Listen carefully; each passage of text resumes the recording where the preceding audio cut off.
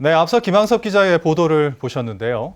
쓰레기 대란 사태가 오게 된 근본적인 원인은 무엇이고 대책은 무엇인지 취재 기자와 조금 더 자세히 알아보겠습니다. 스튜디오에 오승철 기자 나와 계십니다. 안녕하십니까? 안녕하세요. 네. 자, 주민들의 쓰레기 반입을 지금 저지하는 사태까지 왔단 말이죠. 근본적인 원인을 어떻게 봐야 될까요? 네, 한마디로 행정이 약속을 지키지 않았기 때문입니다. 1년 전인데요. 지난해 8월 17일 제주도와 제주시 봉계동 쓰레기 매립장 주민대책이 이렇게 3자가 협약을 맺었습니다. 음식물 처리시설과 재활용 시설을 2021년 10월 31일까지만 사용하고 매립장에 제적된 압축 쓰레기와 폐목재를 오는 10월 말까지 처리한다는 내용이었는데요. 제주도는 서귀포시 색달동에 음식물 처리시설만 새로 지으면 문제는 해결된다고 생각했지만 기획재정부의 검토가 늦어지면서 일정이 꼬이게 된 거죠.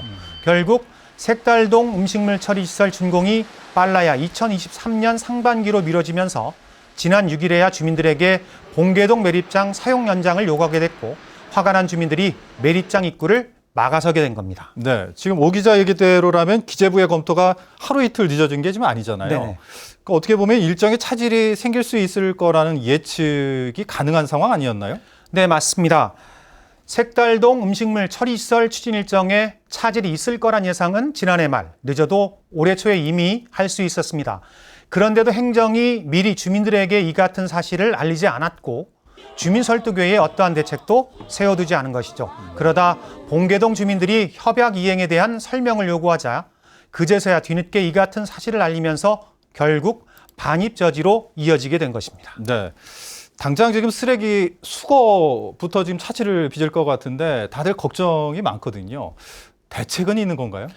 안타깝지만 뾰족한 대책이 보이지 않습니다. 먼저 음식물 쓰레기의 경우 서귀포시도 이미 포화 상태라 처리할 곳이 없고요. 재활용 쓰레기도 구자읍 동복리 자연환경순환센터에 임시 야적하려 했지만 동복리 주민들이 반대하면서 무산됐습니다. 재활용 쓰레기를 수거한 차량이 쓰레기를 하차해야 가연성 쓰레기를 수거할 텐데 그럴 수 없으니 사실상 모든 쓰레기를 수거할 수 없는 사상 초유의 사태가 초래될 수밖에 없는 거죠. 고이범 제주시장이 지난 16일 주민 설득 외에는 답이 없다고 말한 이유가 바로 이 때문입니다. 네, 말씀대로라면 굉장히 지금 심각한 상황이 지금 걱정이 되는데 봉계동 주민들의 양보가 어떻게 보면 유일한 해법이라는 얘기잖아요. 네네. 답답한 면도 좀 있는 것 같습니다. 지금 주민들이 쉽게 반입을 허용하지는 않을 것 같거든요. 어떻게 보시나요? 네, 현재로서는 봉계동 주민들의 무조건적인 양보를 바라기도 어려운 상황입니다. 봉계동 쓰레기 매립장은 지난 1992년 8월 준공됐는데요.